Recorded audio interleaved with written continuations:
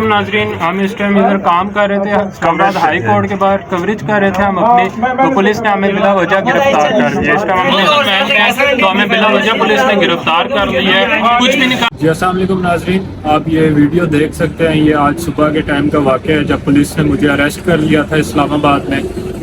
Police کے گرفتار کرنے کی وجہ یہ تھی کہ آج عمران خان صاحب اسلام آباد ہائی کورٹ میں پیش ہوئے تھے، تو ہم اپنے کام کے لیے ادھر ہم گئے ہوئے تھے۔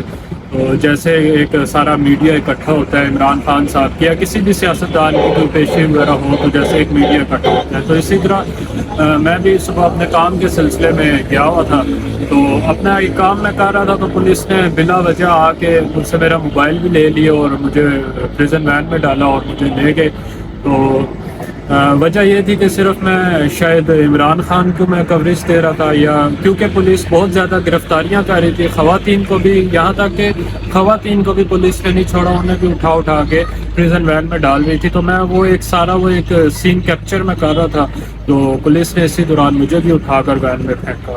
تو یہ کوئی جرم نہیں تھا۔ میں کہنا صرف یہ چاہتا ہوں کہ بحیثیت پاکستانی آپ کی میری اس ملک میں کوئی عزت نہیں ہے، جو عزت نفس ہوتا ہے نا وہ آپ کی نہیں ہے، کیونکہ یہاں پر کوئی انسانی حقوق کی کسی کو کوئی پرواہ نہیں ہے کہ آپ کے بنیادی جو انسانی حقوق ہیں وہ کیا ہیں۔ یعنی کہ آپ صبح اپنے گھر سے نکلیں، کوئی گارنٹی نہیں ہے کہ آپ صحیح سلامت واپس اپنے گھر کو لوٹیں گے۔